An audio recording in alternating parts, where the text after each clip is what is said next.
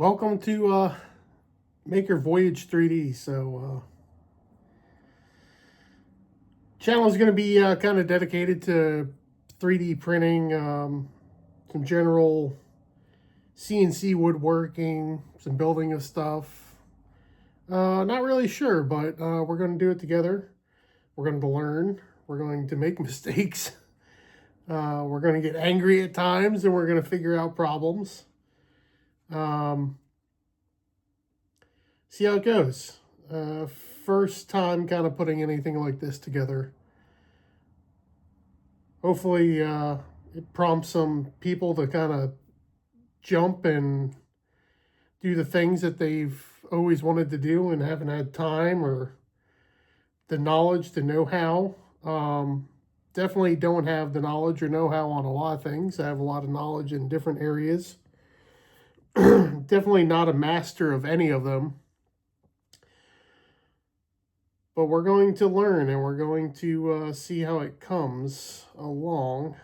Bought a 3D printer about a week and a half ago. I got the Bambu A1 with the combo. Of course, with every 3D printer, and I feel like every other 3D printer person, you start along with the little fidgets and the little toys and the little things to make the A1 or whatever 3D printer you have a little bit more useful. One of the first things I made and printed was the ultimate covers for the AMS system where the filament feeds into the A1, and it has some desiccant that goes in there, and I'll show a little bit more of that, and shout out to the maker that designed it. But basically it shows you the temperature and humidity of inside the canister and outside. So as I've been learning 3D printing, I never had any idea that the filament itself was so susceptible to humidity, moisture, different temperatures, different environmental variables that can make or break your print.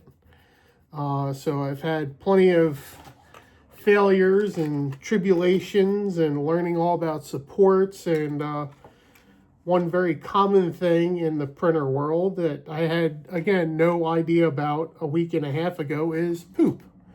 So this is all poop of different filament changes my A1 has produced. Again, another little print that I've made on my A1 to make things a little bit easier. You can start making your own tools. I've got scrapers, little Allen keys to put it all together.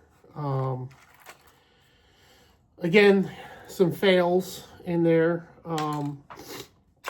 It's not quite as easy as finding something that you like online and hitting print on your phone. The convenience of it sounds great, but the ultimate reality of it is you get some failures. Most of the stuff prints okay. Maybe not to my expectations or your expectations, but they're great little fidget toys. Definitely a whole bunch of different things that you could do around the house. Like made these little canisters for my wife's painting, along with the holder that holds all her acrylic paint. And again, there's so many great other makers out there and people that just have the engineering abilities. Look at that. How cool is that? I mean, that was just in a package from Hobby Lobby, and now it's all organized, ready for her to go. All the cubbies fit perfectly in here. It's really amazing what this printer can do, and it's opened up so many different possibilities and just keeps my brain going of what you can do. But again, trials, failures, constant learning is what we intend to do on this page. So sit back and relax and welcome aboard the MakerVoyage 3D. We'll see how that goes. We're going to learn this technology together. We're going to experiment, and hopefully, if I do everything the way that I want it to, we'll be able to kind of merge not just 3D printing, but maybe some metalwork, some CNC woodworking, some technology as far as computer chips, etc., into this device, and let loose our creativity and see what kind of cool things that we can build. All right, for this one, I'm going to be making a sign for a friend's business. They own a property management business, so I'm making a little light box that they could put inside their office where either tenants or owners of the business can kind of see it. Trying to use as many aspects of their current logo as possible. Their logo has a couple different colors, especially on the feather quill for their logo, and I'll show that here momentarily. But I'm going to be using a white background with a solid blue color. I'm going to be trying to use my LED light strip, excuse me, putting that together for the first time. So I'll be soldering some joints to put on the back side of the box to illuminate the sign as best as possible. Not sure how it's going to work out. Currently, the box is 2 pieces, a back cover that will have a keyhole so they can hang it up, and then the front cover, which has got the depth to it. I added a diffusion layer for the sign, which is going to be opaque white, that will hopefully diffuse the blue and the light, and you won't see strips of the LED within the sign. I added a little hole on the bottom so they could either access it with a USB cord or another power source. The power source I'm going to be using is going to be a battery pack LED for the USB, but I want to be able to go either or with it. So you can either use the power pack that's associated with it or plug it into a standard USB. So A1's warming up right now. It's doing a filament change. I like to set the machine to do the flow calibration, the vibration test, etc. each time that I do print. I know a lot of makers say just waste time, you don't need it. I find that it gives the A1 just a little bit more time to heat that bottom plate up so you get good adhesion for that very first layer. With this being a light box, that very first layer is going to be crucial to the rest of the print, and it's going to be crucial for that light to get diffused in the sign properly.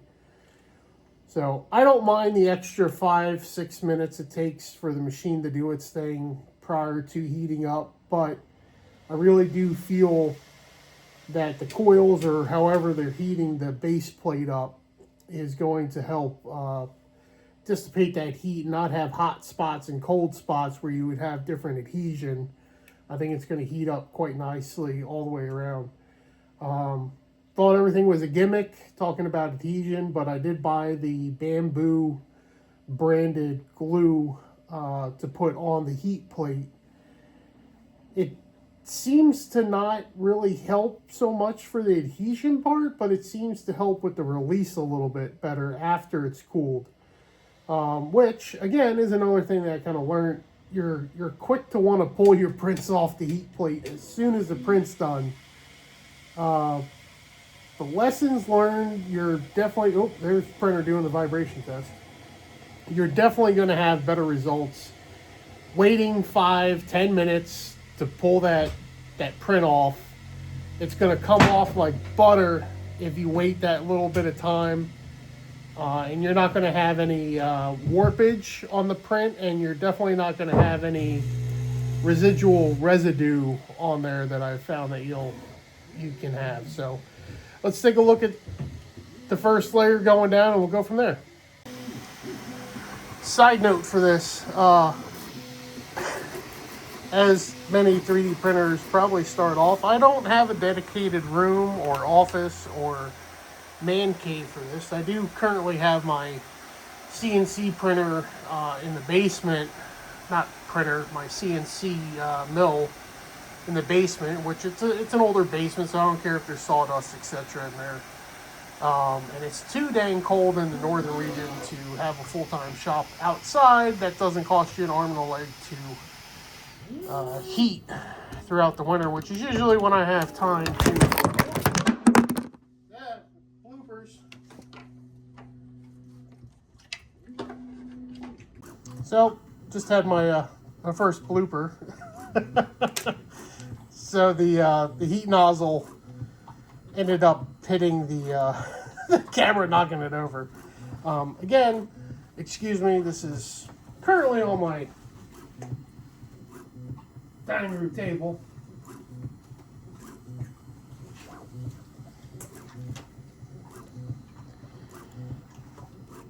One thing you do have to be careful of is if you drop any poop, your dog will try and eat it.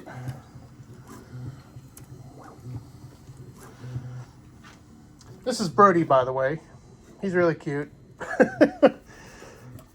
But he will eat anything that you drop on the floor, won't you, bro? Alright, so it's done its calibration. It's going to be heating the filament.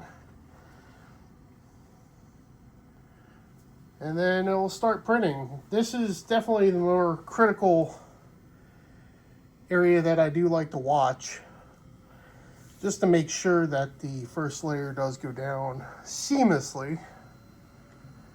So we're at temp. It does the two little lines. All right, looks like it's on black, so it's going to be doing the outline of the sign first.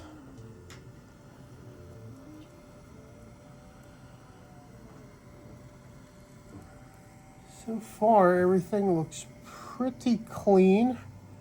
Just looking at the outline, seeing how uniform it is. And as you can tell, that's going to be the thickness of the wall thickness that's going to come all the way up.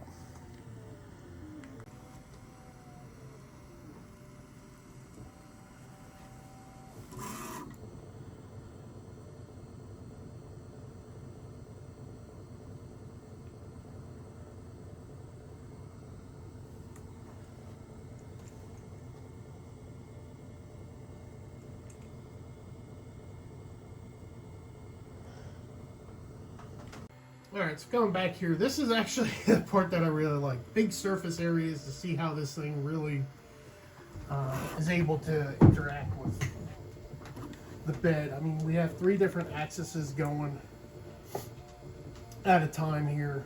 Just simply amazing the absolute accuracy that this machine is able to produce. Super impressive. I wish I had this thing 10 years ago. The amount of stuff that I could have made and tinkered with and figured out is just it's just awesome. You're having a large scale machining process that's able to fit on your kitchen table. Again, some of the cool little things that you can make. This is the Bambu Lab little scraper. Found the print on MakerVoyage.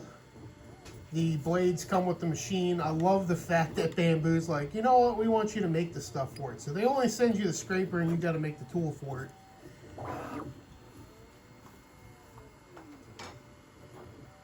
Also, another valuable item was the desiccant holders that go inside the spools. Quick little prints. I print 6 at a time on the printer. As fast as I make them, I find that I'm using them. I got a good deal on the Black Friday days from Bambu Labs. Bought a whole bunch of extra filament. I got about 20 rolls at this point. Made extra spools. So, again, it's one of those hobbies that you can really... just amazing. You can just make your own stuff. And I find it interesting because much like the 3D printing world, the world of metal workers and woodworkers, I always found that, you know, a metal worker is always going to be making those tools out of metal. A woodworker is going to be making all his jigs and enhancements to his table saw using wood. And it's funny to watch these different groups like completely engulfed in making everything out of their trade. And kind of the perspective again that I want this channel to take is taking all those different areas and taking all those different expertises and kind of making them into something that can just be blended and be used together on something. Even if we're CNCing a sign for somebody and we're inlaying it with plastic, or we're able to print with PETG on a translucent and completely cut that wood design out and be able to have that perfectly inlaid opaque or translucent inlay to be able to put lights behind it. I think it's going to really give some really cool aspects, different perspectives, a metal border, etc. I really want to see how well all these different areas can be combined to do something really cool.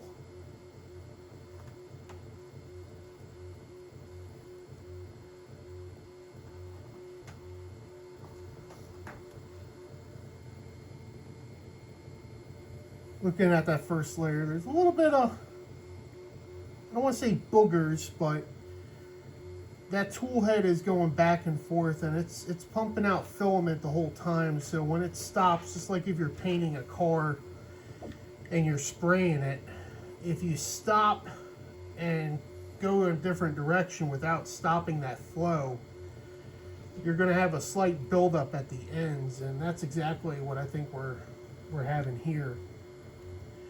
But again, the machine is smart. It's doing the outline first and then doing the filler. So it's pushing that filled material up to that border.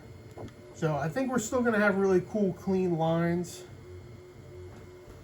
It doesn't look like any of it is having any bad adhesion to the bottom plate.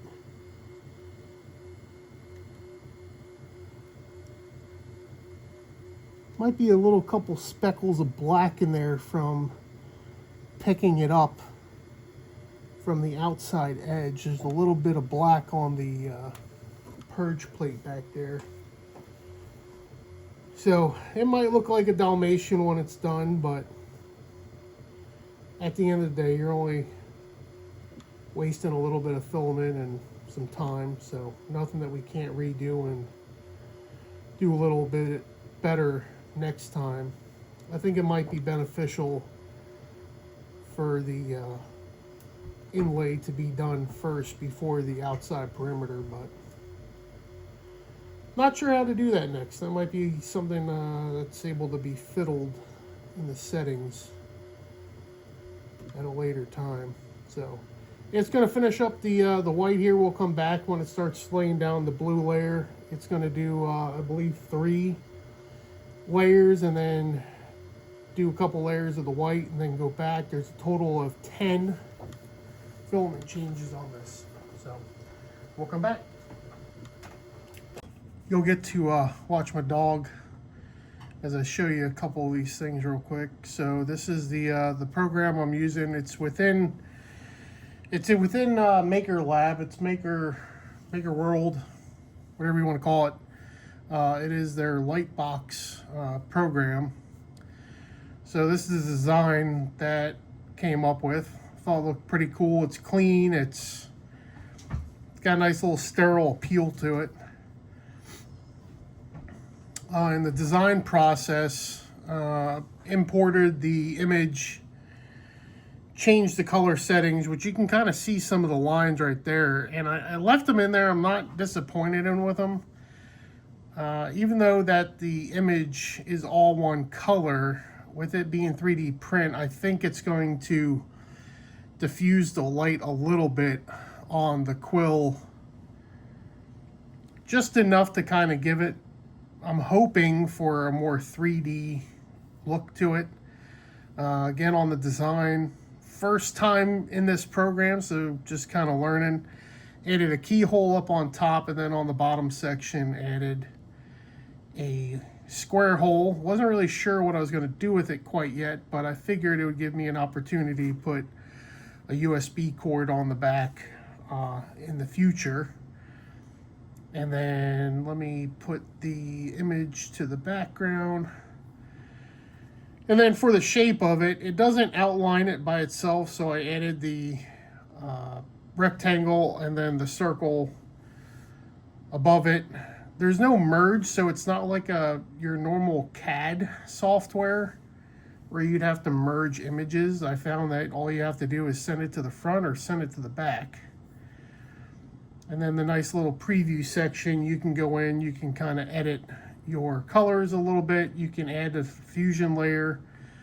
If I wanted to change that layer to a different color, of course it would be a white front and then whatever the diffused layer color would be. It could add, I think, some cool little elements to it, depending on what you're trying to do. But again, with this, it's not really needed. The little program will turn the light on, turn it off, and then you simply just export the file. It's going to export in a 3MF file. And then I went into the Bambu software and imported it. I selected my 2 plates that I was going to put in there. A week ago, I didn't change any of the settings in here. Countless YouTube videos and forums later, I'm slowly learning how to tweak the settings to where I like to do. One of the first settings that I do like to do, that I think is the most impactful for the end result, is by default, the machine, and again, apologize, still learning it, the machine will want to do the inside wall first before doing the outside wall. So under the quality setting and then advanced, where it says outer order of walls, it defaults to inner and then outer wall. Now, most of my prints so far, the outside of the object is your main piece. It's what you see. So what ends up happening is it will lay that filament on the inside. It'll do whatever wall structure and then lay that filament on the outside. Now, if there's any variation to either the wall, any shrinkage, etc., it's going to change the outside just enough that you're going to be able to see it visually. So by changing that to doing the outside edge first, you have more of a clean line versus doing it from the inside out. Now, again, I think that's going to be different depending on what you're doing. If you're having 2 pieces sliding together, I think it would be very important for that whole piece to be true. But again, it kind of depends on your application. So after I sliced it, after I made the 2 plates, let me re-slice it real quick. So on the plate that I'm printing now, it's saying that it's going to be using 150.24 grams, 1,000-gram rolls, so it's not using a terrible amount. It's saying that it's going to have a cost of $3.75. Not sure how they're coming up with those numbers. So again, if you're getting your filament on sale or bulk through either Bambu or Amazon, you're going to be coming up with different prices. So take that with a grain of salt. I think it's good to know what you paid for that filament to come up with those answers. It's saying it's going to take 5 hours and 9 minutes on there. And then on the back plate, $2.41. So in essence, roughly $6 in material. If you want to include the LED strip, might as well just say less than 20. Can't really count your time because you're not really doing anything, but gives you a pretty good idea of what your costs are. Again, this is just the slice. If we zoom in there, you can kind of see the wall structure. One thing that I did kind of learn is going down here and looking at your first layer.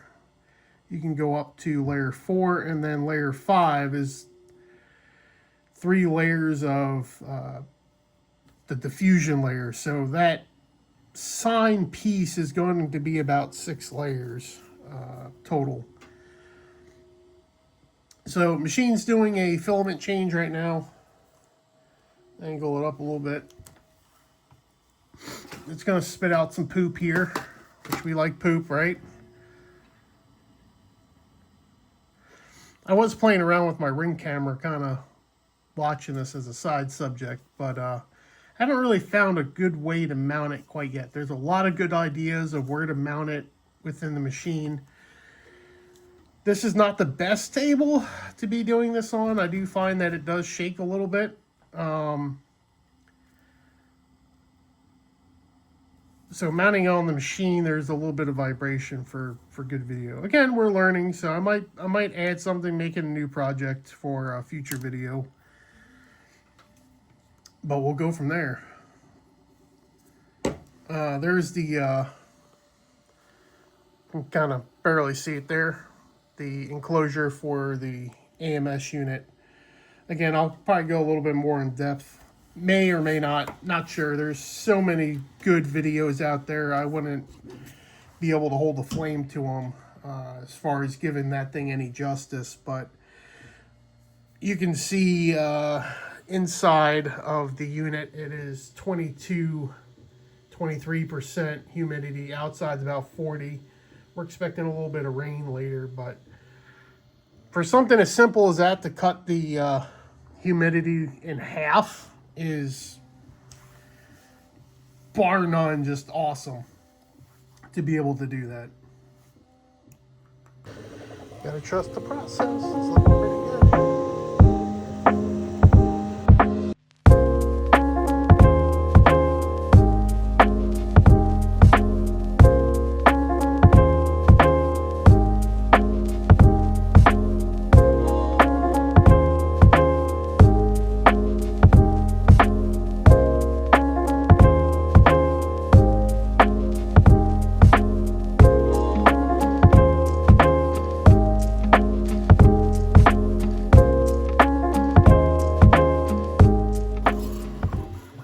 That's coming out pretty good. Went out to dinner. It's a Mexican. Walls are coming out pretty good. You can see that diffused light in there. It's going to help, I think, transition some of that LED light.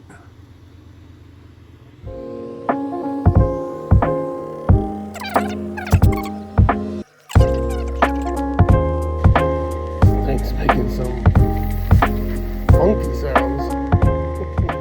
We're going to go with it, though.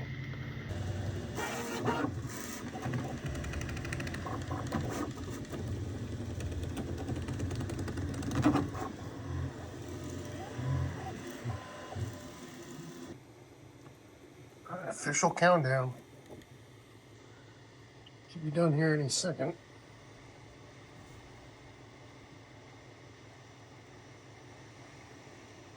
Looking pretty good.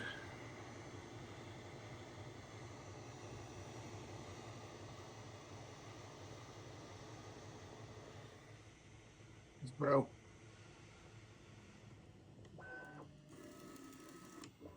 You watching it? Alright, cut the filament. Now don't touch it. We're gonna wait 5 minutes and check it out. Alright, so a couple minutes later. Hi, bro. And it's done. Light looks pretty good through it. There's some spotting down below, and I think that's because my nozzle might have been just a little dirty. Overall, not too bad. A little worried about the corners, but they came out good. And that diffuse layer really brings out the sign.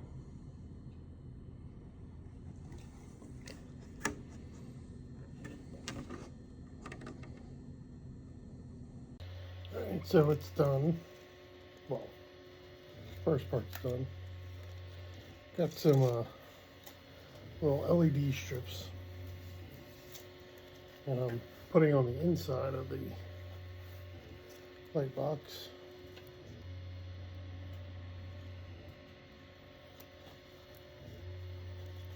I believe they came in a 2-pack off Amazon for a couple bucks. Here's an old one I used on another project. But you'll see there's little cut marks, little scissors there.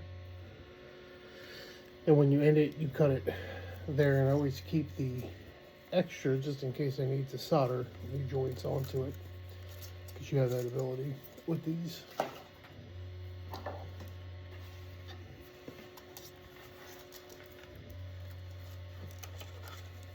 I'm just going around the inner perimeter, excuse me. As even as I can. I do know that the back plate has a lip on it. So I'm trying to stay off of that as much as possible, but keep it far enough back that it doesn't disrupt the light distribution.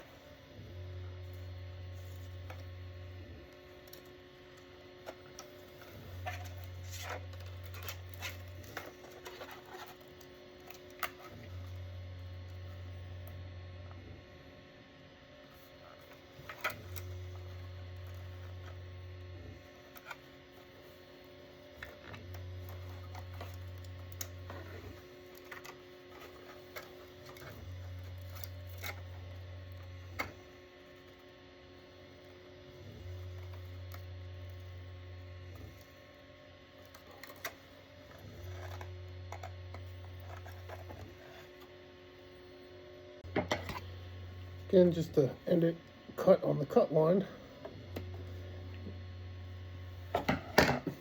Don't use the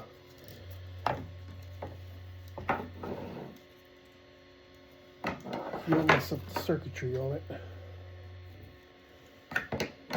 So, pretty significant amount left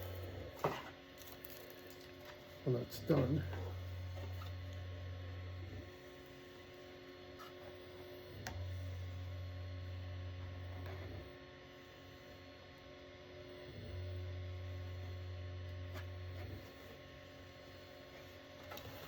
So it's completely on the inside. Overlapped it just a little bit, just so there's no dead area on the light. Just plug it in and try it out.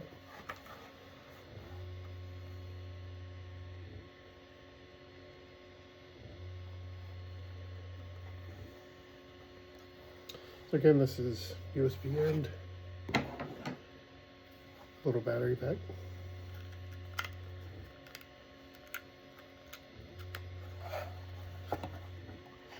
Hopefully on turns it on.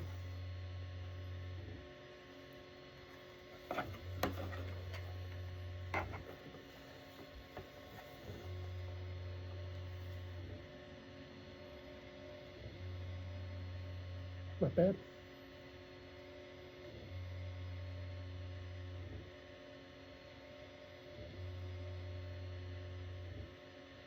I like it.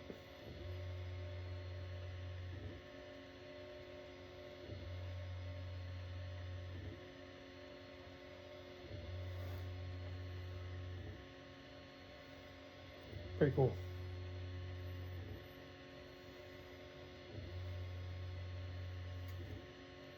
Change the settings a little bit. Let's go solid white.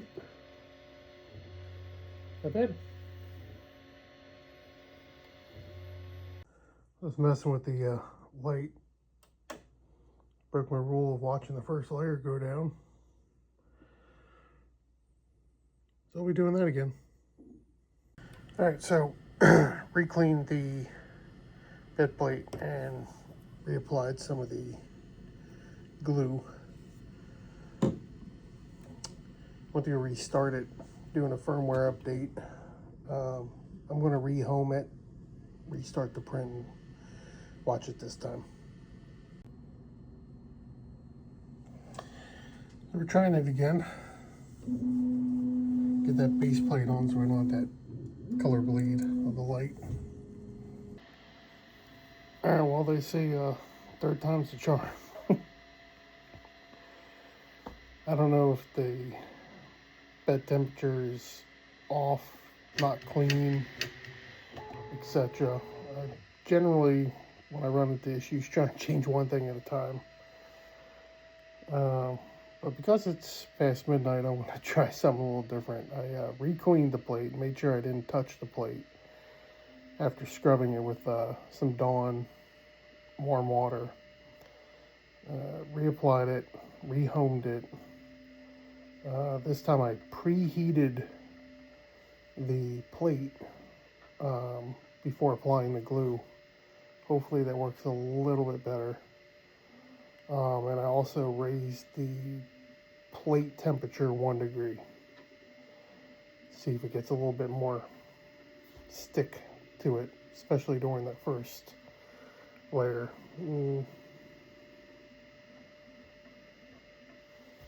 Once the first layer is down, I think I'll go back to the original 65 degree Celsius and see if that works better, but it's homing. Find out here in a minute. We made it farther than we did on the last two, so hopefully the third one is the winner. So check back here in a minute. Hopefully you can see it. There's little smoothies.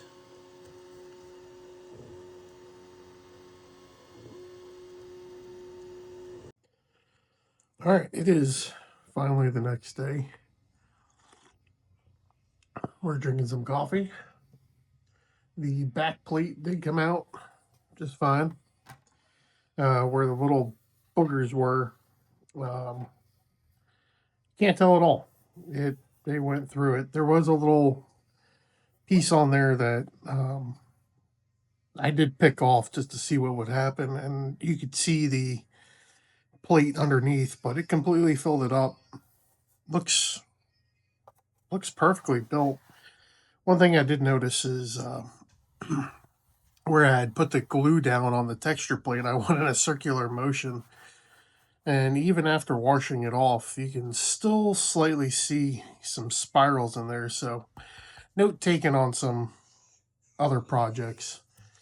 This is the first failure that happened. You could tell that it did not adhere to the plate at all.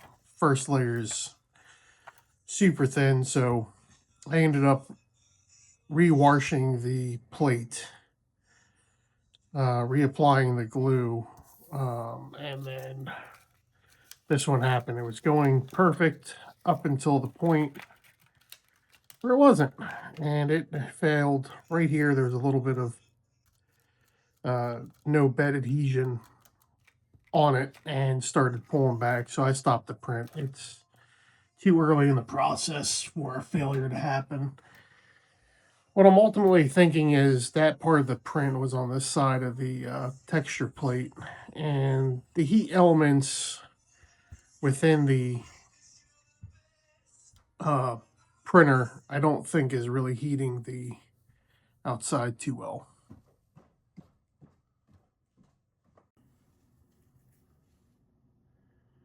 All right, so finally got the pieces put together. I lucked out with the LED strip. I was close to one of the LEDs hitting the edge of the bend, but luckily everything is perfect the way that it came out. Really good light within the whole box. Originally, I had installed the keyway so you can mount it to a wall, but there's no real good way to keep this in there secure. It doesn't click into place, it just lays in the back. So hanging it on the wall, the front cover would obviously fall off. All right, well, unfortunately, my video of making the box, gluing the back cover on, didn't turn out too well. I started the video on my Apple Watch, and the crown was was zoomed in from my wrist hitting it. Uh, but just wanted to touch base on how I assembled it. So I hot glued the back piece onto it, and then I used super glue around the edge to encapsulate the box so it can't be taken apart. And it's also going to be able to allow it to be mounted on a wall now, utilizing that keyway. Unfortunately, that back plate doesn't clip onto the completed light box, so without gluing it, it would just be two completely separate pieces and not be able to be mounted to the wall, which I really wanted that to be an option for this sign, to either be on a desk, on a table in an entranceway, or be mounted on a wall. I was not able to adhere the battery box on the inside. Obviously, if you glue the box together, you wouldn't be able to change out the batteries, etc. So I left that all accessible on the outside of the box, so you could plug it in or change the batteries whenever needed. So other than that, I think it was, again, very successful, and I really hope that they enjoy it. So pretty happy with the way that it turned out. The light is perfect on it. Doesn't look like there's any hot spots on the lighting at all. Remote seems to work fine. Can change it to red, green, or blue, and anything in between. And white. It has different features on it. You can slow it down, speed it up. Definitely learning some color choices with the way that the light kind of goes through the plastic. I'm sure that different layers or different thicknesses would change the way that protrudes through, but overall, I think it came great. I think it's going to be a nice little addition to their desk or their entryway, and hopefully they enjoy it as much as I do. All right, so a few good little takeaways from the project. Bed adhesion definitely was kicking my butt last night for that second plate. I really think that the heat wasn't hitting the outside, and that's where I was having a lot of the issues. There was a couple little boogers that came down on the bottom plate there. They did end up working themselves out better than I had thought. The white part where it met the black, there was a little bit of bleeding, so I'm gonna have to tinker with that a little bit. Some things I would do differently going forward.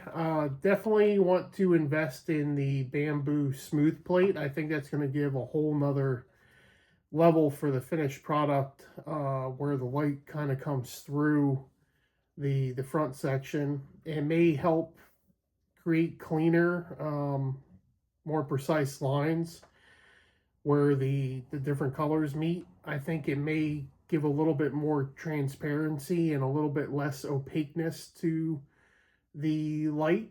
But overall, I think it was really easy. The software was super easy to navigate and to design that logo. So if you have a picture of a pet, a business, logo for your any of your social media accounts, corporate events, there's so many different cool applications that you could do with the Lightbox feature. It's a really cool program.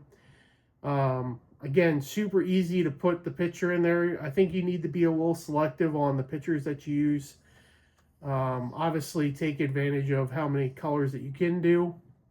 I know there's plenty of printers out there that can handle different filament AMS systems or whatever your brand calls them.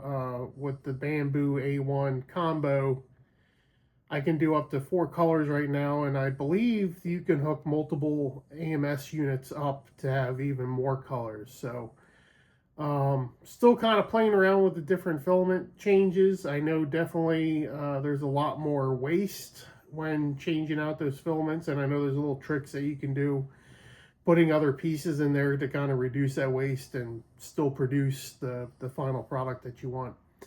ultimately, I think it was success. There was the back plate, the front plate, the LED strip, which was super easy to put together. Just peel the back, stick it on. I'll put the links for everything that I used below. If you made it this far, appreciate it. This is hopefully the first video of many, and we'll get to do some really cool stuff. So if you could, like, follow, subscribe, and we'll see you on the next one. And hopefully we get to do some pretty cool stuff. So again, MakerVoyage 3D, and see you on the next one.